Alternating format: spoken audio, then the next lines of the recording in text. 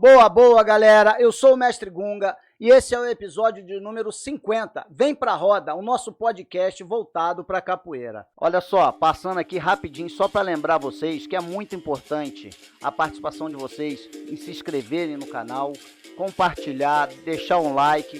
Isso vai ajudar muito o canal. Vem pra roda é o nosso podcast da capoeira. Galera, agradecer aqui os nossos colaboradores Igor Baiuna e Mega Moço. E os aplicativos Rodas e Eventos e On Capoeira. Galera, o meu convidado tem uns 30 anos, um pouco mais que eu conheço esse mestre, e é uma honra estar recebendo ele aqui, que é o mestre GG, grande mestre GG. Seja bem-vindo aí, mestre. Valeu, mestre Gunga, de eu estar participando desse bate-papo, esse evento. Boa, legal, mestre. Vem pra roda. Quem é mestre GG? O meu nome é Geraldo Costa Filho. Na capoeira eu sou conhecido como mestre GG. Poxa, legal, mestre. Quando começou a capoeira, com quem e aonde, mestre? Olha, eu comecei capoeira em 1956, na Bahia, com o mestre Sete, que foi aluno do Onça Preta, e Onça Preta foi aluno do famoso mestre Aberrê. Olha, que legal. Mestre, quanto tempo o senhor praticou capoeira na Bahia? Olha, eu fiquei na Bahia, eu fiquei 7 anos na Bahia. 7 anos praticou. Depois vim para o Rio. Então, o senhor, na verdade, é mais carioca do que baiano. Sim. Legal, mestre. Mestre, qual é a referência do senhor na capoeira, mestre? Olha, a minha referência é o mestre Valdemar, né? Eu morava perto dele, lá na Liberdade. Que eu saí de Maragogi e fui para morar em Salvador, na Liberdade, perto dele. Isso também já em 1956. Nossa, que legal. Mestre, e como era viver perto dos grandes mestres na Bahia? Como eram os eventos? Não, como era viver perto desses mestres nas rodas, a energia que tinha nas rodas? Era muito bom, né? A capoeira naquela época era boa também, né? Tinha os bons e tinha os maus elementos que a gente não podia ficar perto deles, né? Entendi. Aí os próprios mestres, Valdemar e outros davam conselhos sobre isso, né? Tá. Então eles pediam para se afastar do pessoal. Sim. Legal, mestre. Mestre, fala pra gente aqui, como é que é para o senhor viver na capoeira naquela época e depois estar trazendo toda essa energia para o Rio de Janeiro? Não é difícil porque, quer dizer, no Rio de Janeiro, eu depois do mestre Sete, eu treinei com o mestre Crispiniano, que foi aluno do Pastinha, que era meu irmão de criação. Ele também veio para o Rio comigo. E do Rio de Janeiro, ele não ficou muito tempo. Ele em 70 foi para Brasília transferido, que ele era fuzileiro naval. Entendi. Aí não foi difícil conviver com esse pessoal. Eu encontrei ele com o Fernandinho aqui já, e outros baianos, né? Não era difícil. E quando o senhor começou a dar aula aí no Rio? Olha, rapaz, eu comecei a dar aula num colégio do estado em 1974, em Xerém, no ginásio Barão de Mauá. Eu comecei a dar aula lá. E o senhor ficou muito tempo morando lá em Xerém, né? Não, eu não fiquei muito tempo. Eu não morava em Xerém, eu morava no Pilar mesmo. E eu fiquei 1 ano e meio, mais ou menos. Depois eu tive que sair trabalhava na fábrica na Silva do Motor, eu tive que sair e fui para Escavagima. lá no Rio, uma companhia de navio japonês. Tá, e paralelo o senhor dava aula de capoeira. É, Legal. Mestre, a capoeira sempre esteve em frente de batalha. Conta um pouco pra gente aí, que a gente sabe que o senhor é um historiador da capoeira. Traz um pouco pra gente dessa frente de isso. batalha aí. Olha, a capoeira primeiro ela atuou na Guerra do Paraguai,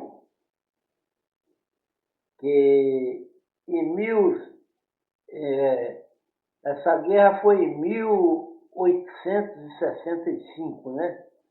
Na Guerra do Paraguai, atuou na Primeira Guerra Mundial, que é um livro do Jair Moura, atuou na Segunda Guerra do Paraguai, e, inclusive na Batalha do Morro do Castelo, que foi o assalto foi feito totalmente a luta corpo a corpo. E o batalhão de capoeira da Bahia, ele se destacou lá em Monte Castelo. Até tem uma história que o, o mestre o mestre chora a morte do Cabo Rosalvo na neve da Itália. Que o aluno dele ficou morto lá, né? Não voltou mais, que era o mestre Juvenal. Juvenal fala isso na revista Cruzeiro, né? E por isso que fizeram aquela música.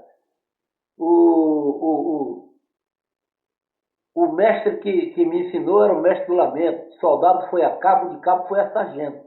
Esse camarada, ele foi a cabo e ele morreu lá, ele não voltou. E, quer dizer, o exército brasileiro promoveu ele a cabo. A cabo não, a sargento. Teve outra participação da capoeira também.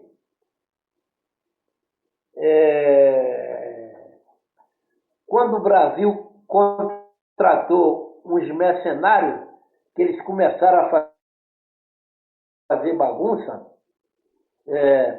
e o Major Vidigal, que era o chefe de polícia, contratou os capoeiristas que era para acabar com essa rebelião. E os capoeiristas conseguiram acabar com essa rebelião. E isso foi. Teve alguns combates em São Cristóvão, no Largo do Rócio, que é a Praça Tiradentes, outros combates lá na Quinta da Boa Vista, e assim foi. A capoeira participou de várias revoltas. Isso aí foi no século XVIII e XIX. Entendi. E a capoeira também participou da revolta da Chibata. A revolta da Chibata tinha vários capoeiristas, porque foi alguns capoeiristas foram para a Guerra do Paraguai e o governo não cumpriu o que tinha prometido. Aí eles foram para a Marinha e lá eles fizeram a revolta da Chibata, que foi em 1910 com o João Cândido, né? Entendi. Inclusive, isso está naquele livro da Capoeira, o Negro da Senzala, a Guerra do Paraguai. E decorrer todo esse processo, a capoeira sempre sofreu muito preconceito, né, mestre? E na visão do senhor, o que o senhor acha que o que aconteceu para isso? É justamente por participar de muitas batalhas? Né? Porque era necessário, né? Não é que eles tinham que participar. Foi necessário eles participar, né? A capoeira, o próprio governo, eles achavam que todo o projeto não tinha polícia, não tinha forças armadas, qualquer coisa eles jogavam a capoeira. Entendi. Para defender o Brasil, porque na época da Guerra do Paraguai, o Brasil teve que comprar na mão dos senhores, daqueles fazendeiros, a comprar o escravo para mandar para a guerra. Alguns foram sem compra, que já estavam por aí mesmo. E os outros estavam agregados a algum fazendeiro, aí eles compraram e mandaram para a guerra. E toda essa discriminação e esse lado de preconceito começou justamente por saber o poder que a capoeira poderia alcançar, né? É isso aí. Ele sabia que a capoeira era uma ferramenta muito boa para fazer levantes, né? Uhum, O governo sempre viu nisso, né? uhum, Porque na Guerra do Paraguai, o que aconteceu também? Tinha um batalhão de capoeira da Bahia, que era os Uavos Baianos, e tinha o do Rio de Janeiro, que eram os Voluntários da Pátria. Que eles ficaram aquartelados, hoje, onde é o quartel-general da Polícia Militar, no Evaristo da Veiga. Dali que eles seguem para a Guerra do Paraguai. Os baianos vieram para o Rio, se acoplaram, né? Os Uavos Baianos, os Voluntários da Pátria, e dali eles seguem para a Guerra do Paraguai. uhum. Então a capoeira sempre foi vista como uma ferramenta muito boa para a guerra. Quer dizer, até na Segunda Guerra Mundial, eles levaram o capoeirista. Na batalha final de Monte Castelo, como eu já falei, os capoeiristas que não foram lutar corpo a corpo. Eu uma época trabalhei com um camarada que ele foi na guerra, chamou ele de Zé Piabetá, e ele contava que na turma dele tinha muito capoeirista para ele fazer o assalto final em Monte Castelo, a luta corpo a corpo.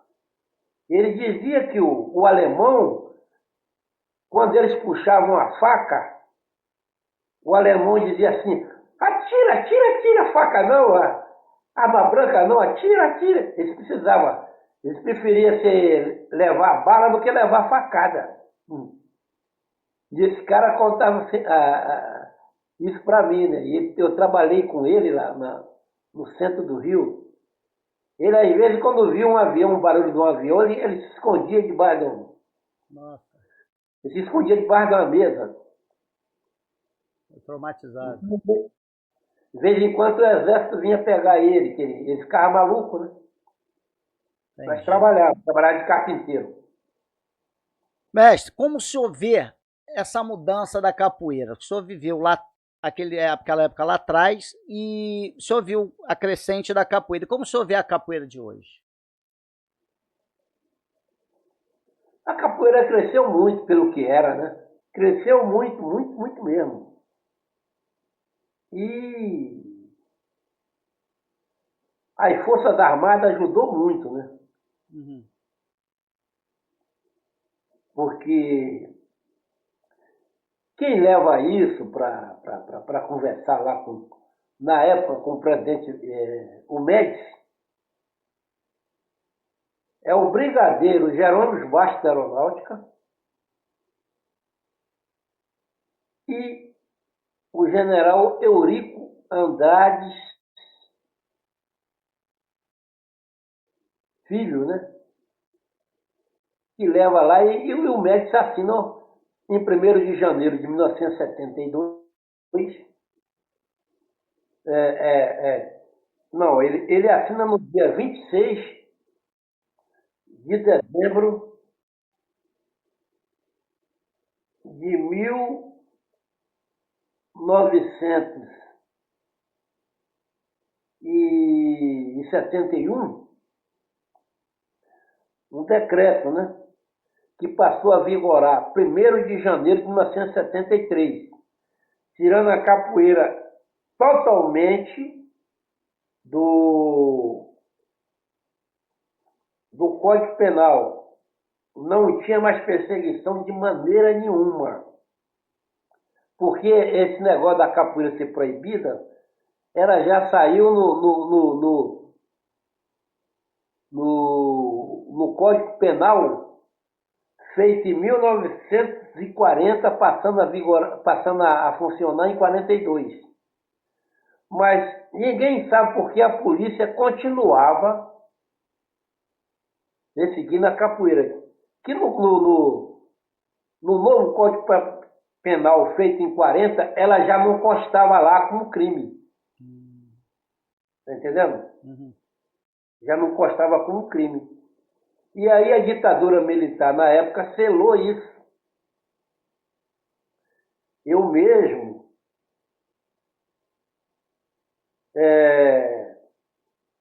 dei aula na Marinha de Capoeira por 22 anos. E a capoeira lá vivia normal. E a gente batemos muito de frente com a polícia. Às vezes a polícia chegava em cima de mim, documento que se visse como bulibau, ia logo em cima. Aí na época eu já estava na Marinha, que eu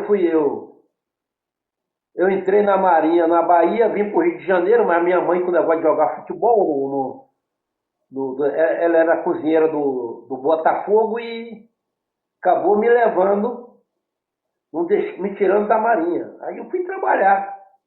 Aí com o tempo eu fui obrigado a voltar para a Marinha, ou eles tinham que indenizar a Marinha. Eu voltei para a Marinha como civil. Mas eu era um dos caras no Rio de Janeiro que batia de frente com a polícia. Porque eu tinha carteira de Marinha, e aí estava na época da ditadura. Às vezes a polícia chegava para acabar a roda, a gente dava uma carteirada, conversava com eles, conversava com eles direito, e disse, deixa sair, aí ia embora. Então você pegava da Marinha, tinha Paulão que era da Marinha, tinha Mentirinha que era da Polícia Federal, tinha o Corvo que era do Exército, tinha o Covil que também era do Exército, tinha o Amarelinho que era da polícia, aí ficava tudo. Zé Pedro era da polícia, entendeu? Inclusive ele saiu até major no final. E a maioria que jogava capoeira era da polícia ou era das Forças Armadas. Então ele chegava lá e empatava. Às vezes chegava lá numa roda, tinha 3, 4 caras da Marinha, outros do Exército, aí eles voltavam. A gente jogava capoeira, para a polícia não era legal, mas os caras mesmo deixavam. E a gente conversava com eles direito. E esse general, o brigadeiro Eurico Andrade Neves e o general fizeram um bom trabalho. Aí convenceram o Médici de acabar com a perseguição na capoeira. Aí acabou. Aí criou a Confederação Brasileira botou a capoeira dentro da Confederação Brasileira de Capoeira. E aí foi embora. Depois, com uns 10 anos, começou a surgir a Federação de Capoeira, né? As federações. Que a primeira foi lá em São Paulo. E aí a capoeira foi para o mundo. Tanto que a ditadura militar fazia o seguinte: o cara ia lá para fora no evento de capoeira, eu queria sair, teria que pagar. Uhum. Mas se eles fossem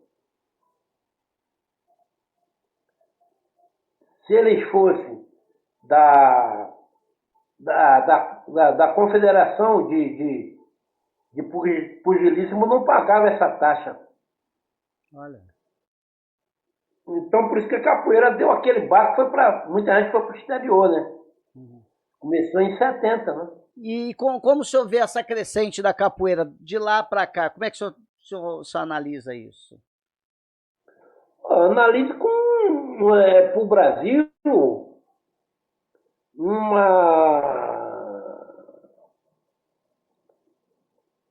analise como boa essa situação.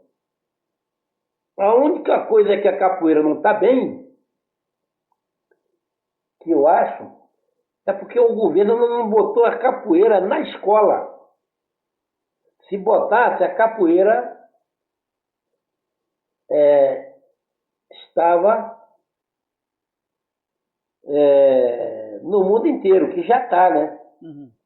Inclusive que eles botaram a capoeira como patrimônio material da humanidade, foi uma coisa muito boa, a capoeira. Mas que o governo ainda não investiu.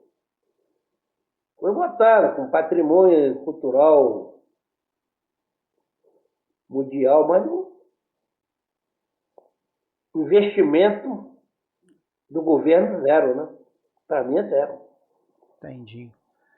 Mestre, qual foi a maior realização do senhor e qual foi a maior dificuldade que o senhor teve dentro da capoeira? Olha, na capoeira eu nunca tive dificuldade assim, né?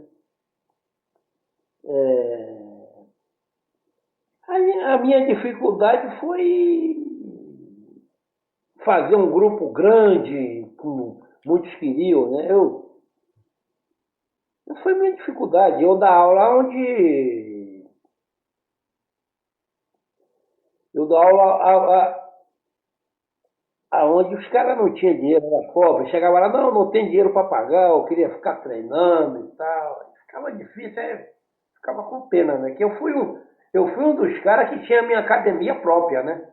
Uhum. Tinha, não tenho, né? Que eu não estou mais dando aula, dei para um aluno da aula.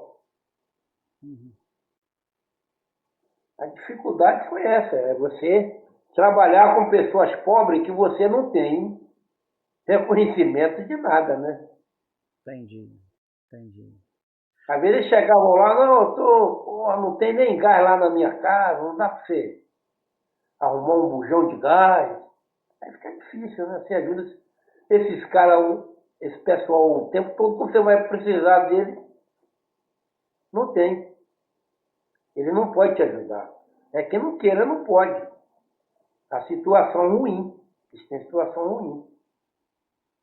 Esse foi uma dificuldade, mas o resto, a capoeira para mim foi muito boa. Eu dei aula na Marinha há 22 anos, pô. Inclusive eu tinha minha documentação todinha. Então eu não saía, não era interessante eu ficar também com muitos alunos. Uhum. Dava aula na Lispan, dava aula lá dentro do arsenal. E eu ia levando a minha capoeira do meu jeito, né? Tá. E nessa época, mestre, qual foi as melhores rodas assim que o senhor presenciou assim? As melhores rodas foi a roda da Academia do Zé Pedro, em Bom Sucesso, né? Que eu fiz até a música, ia todo mundo lá, a senzala toda ia lá, a senzala toda, pessoas fazendo ação de cia. Que eu fiz até a música, né, com os caras, né? Adeus, bom sucesso, a academia acabou, grandes mestres de capoeira ali já lutou. Cada um com seu estilo chegava para lutar, a bons capoeira ninguém pode negar. Era mestre da Zona Sul, era mestre da Zona Norte. Capoeira no domingo, o bom sucesso era mais forte. Minha gente vinha ver, minha gente vinha olhar, os mestres da capoeira e agora vão. Aí eu digo assim, olha lá, chegou Mentirinha, Camisinha e Polão. Zé Pedro e Mestre Celso são grandes atração. E também Silas e Corvo, que ainda vão chegar. São filhos da Capoarte Grande que vem já. E Tori, Tentinho e Malhado de Moraes. E Lua e Peixinho, a senzala vem pra cá. Mas os tempos que se foi, nunca mais vai voltar. Quem não lutou na rua, nunca mais vai lutar. É verdade, meu colega, eu digo com todo amor, foi a maior capoeira que a natureza ensaiou. Mentirinha era tesoura, camisinha era tesoura, mentirinha agilidade. Paulão com seus saltos desafiava a lei da gravidade. É noite, é dia, capoeira é Rio e Bahia. Olha que legal. Então, fiz essa música para deixar gravado, né? Que bacana. E na verdade poucos. E a gente, Pode falar, pode falar. A gente recebia, sabe o que os caras diziam? A gente recebia na época, eu não, o Zé Pedro, que era o dono da academia, recebia uma verba do turismo para nós mantermos uma, uma roda todo domingo. Aí a senzala passou a saber, aí eles diziam também e acabava ajudando, né? Uhum. Peixinho, gato, Itamar, próprio Camisa não saía de lá, Camisa ia muito lá, né? Às vezes treinava com a gente lá, tudo. E aí, por isso que eu tinha acesso a tudo quanto era academia no Rio de Janeiro. Eu ia muito na senzala. Os caras me chamavam para ir lá tocar e tudo. Eu ia onde o Camisa dava aula, era no Clube Guanabara, né? Aí, pô, passa aqui toda sexta-feira, aí ia pra lá, né? O senhor rodou o Rio de Janeiro inteiro, mestre. Não, todo mundo eu ia lá na academia do Peixinho das Nações, me chamavam lá no. Através Sangrense, né? Uhum. Garrincha lá na PUC, tudo isso. Que a gente era capoeirista, eles procuravam roda de capoeira, que não tinha tanta roda igual tem hoje, né? Uhum. Aí tinha que se encontrar em algum lugar. Isso era roda semanal? É, Que bacana. é. E eu também, olha, eu conheci o próprio Camisa, eu conheci ele com 16 anos. Ó. 16 anos. Em 1972, Olha só. entendeu? E ele veio com os furacões da Bahia e a gente fazia uma roda de capoeira no carnaval, lá na Finlândia, quase lá no final. A roda era lá. Aí eles iam ver, né? Foi lá que eu conheci ele, né? Uhum. No amarelinho. Ele falou, olha, chegou aí um irmão do camisa roxa aí, tá aí e tal. Aí eu fui lá ver, né? Aí era ele. Aí o meu mestre, que era o Fernandinho, na época estava segurando o camisa, estava lá no amarelão com ele, tomando cerveja e o camisa segurando a roupa dele. Fernandinho tomando cerveja. Ele não podia fazer isso, que ele era de menor. Olha. E aí eu conheci ele ali, pô. E o senhor frequentava outras rodas também? Frequentava a roda do Corvo, a roda do Paulão, a roda do Mentirinha, entendeu? É, tinha essas rodas. Tinha roda do Paraná, mas eu não ia, que era já um pouco distante de lá. Tinha a roda do Arthur. Arthur estava parando de capoeira. Depois da Arthur deu aula lá na academia, em Bom Sucesso, onde na, na academia dos Garões da Rua, que era do mestre Pedro. Olha. Mestre, o que a capoeira representa na vida do senhor, mestre? Olha, a capoeira me deu muita coisa, né? Quase tudo que eu consegui foi na capoeira. Porque quando eu fui para a Marinha, voltei para a Marinha, eles já sabiam que eu era capoeira. E aí falaram para mim, eu vejo você em vários lugares jogando capoeira.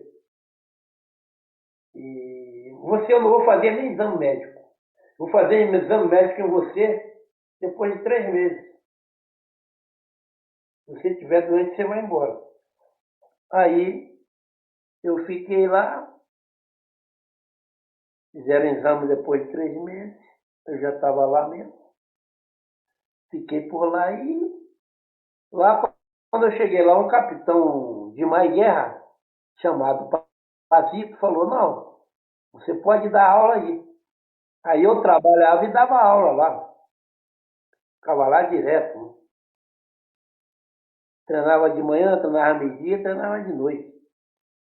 Os caras que ficam, o pessoal da esquadra, que o arsenal se vê no arsenal. O arsenal é o lugar que eles faz reparo nos navios. E o que acontecia?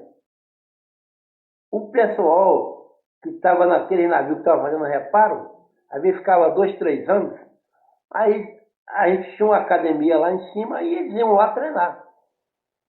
A gente recebia aqueles marujos, tudo da Marinha de Guerra que era capoeirista.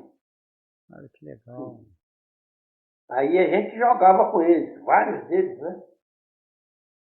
Tem alguns capoeiristas que nunca foram, né? Mas não quer dizer nada. Isso está até hoje lá estampado lá na Marinha, no Arsenal de Marinha, tem lá o lugar que você faz capoeira, judô, jiu-jitsu, defesa pessoal, tudo isso. Cada um tem o seu lugar. Olha que legal. Não, cada um faz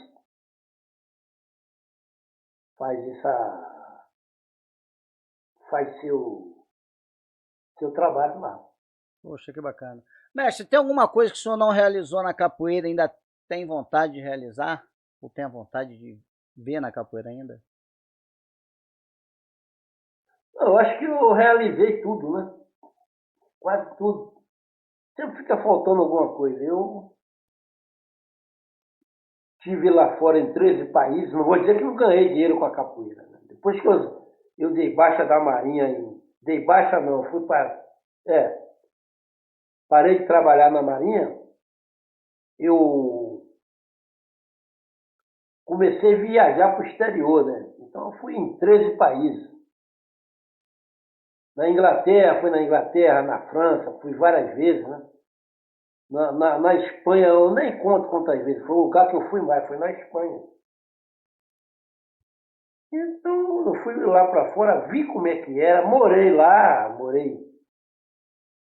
fiquei se eu for contar o tempo que eu fiquei em Leão, eu fui 2 vezes lá, cada vez eu fiquei 4 meses lá em Leão, na Espanha, né? Interior da Espanha. Eu ficava lá, ficava indo em Portugal, voltava em Portugal, voltava na Inglaterra, ia na França, entendeu? Mas o lugar que eu fui mais foi na Espanha. Esse cara gostou de mim lá e todo ano ele me chamava para lá. Então me senti realizado. Vi como era capoeira lá, joguei lá. Tive uma experiência muito, muito ampla, fui muito bem tratado lá fora. E ainda me realizei que eu fiz amizade com o. Eu conheci um cara grande lá da Austrália, secretário de cultura lá, que era o Bob Cussero. Então, ele me levou na Austrália, eu fiquei lá 18 dias ou 17. É o ministro da Cultura da Austrália. E tive com ele aqui ele me convidou para ir no Pão de Açúcar, eu fui com ele. Apesar que eu não subia com ninguém, os caras falaram assim, olha, você vai deixar de subir com esse ministro porque você tem medo? Fecha o olho. Aí eu fechei o olho e fui com ele. Aí ele pintou, me levou. Ele me levou para almoçar no parlamento, tiramos uma foto, isso aí está disponível aí na internet aí. E também E também foi uma grande realização que eu tive, né? O ministro da Cultura me levar lá, eu almoçar com o governador dentro do parlamento, eu pensei assim, pô, não sou eu que estou aqui. Ele fez um almoço para 8 pessoas. E eu fui um dos 8. Legal. Então, eu me realizei que, pô, que capoeira eu conheci o Bimba, conheci Pastinha, Caiçara, Canjiquinha, Valdemar. Eu fui um dos únicos caras que tiraram foto com o Valdemar, foi eu. Ele gostava muito de mim. Que legal. O burguês foi lá para Itapuã e perguntou se ele me conhecia, ele gravou ainda para ele. Aí o burguês me deu a fita, ela tá gravado, o Valdemar te conhece mesmo. Você morava perto dele, pô. Ai, que legal. E o meu tio era o delegado da região lá da Liberdade. E era muito amigo do Valdemar. E os caras que tinha mais fama lá era ele e o Valdemar. Ele tinha uma gafieira que o Valdemar dançava lá. Tanto que quando o Maré foi preso, meu tio prendeu no caminho do Retiro o mestre Maré. Ele tinha tomado uma pistola de um cara que se jogou em cima dele com uma pistola. E ele, muito safo, ele tomou a pistola. E o meu tio era o delegado lá da região do Bom Gosto. O Valdemar falou com ele e ficou preso só a pistola. O mestre Maré, ele não ficou preso por causa disso aí. E também na Liberdade é que morava todos os caras, a maioria dos mestres morava lá. Uhum. Valdemar, Maré, porque lá era um lugar que foi invadido e cada um fazia a sua casa lá. E ficou muito mestre de capoeira morando na Liberdade. Que era tipo uma invasão. Uhum. E Maré morava lá. Ah, se tem isso, muitas músicas, né? Maré, Tibucinho, muitos deles, tudo moravam lá. Mestre, deixa uma mensagem para a capoeira. A capoeira precisa ter mais união, mais pessoal correto, né? E a capoeira, no fim, a maioria dos mestres de capoeira acabam mal, né? Que não sabem, eles pensam que o cara é amigo. Quando eles vão ficando velhos, o pessoal vai se afastando e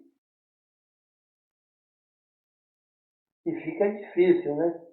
Então, acho que a capoeira tem que valorizar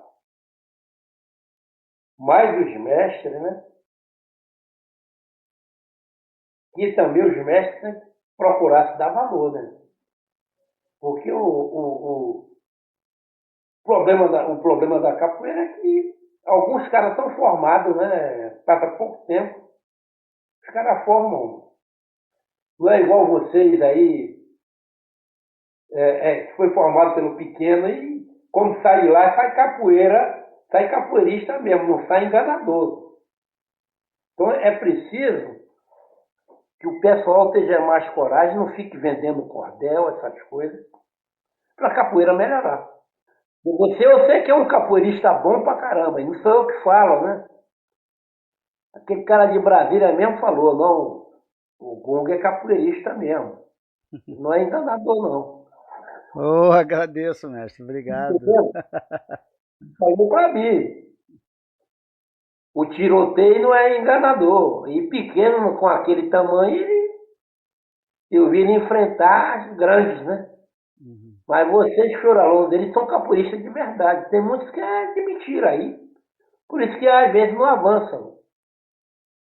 Mas essa é a mensagem. O capoeirista tem que ter mais união e mais consciência quando for formar um capoeirista. Essa é a mensagem que eu deixo. Legal.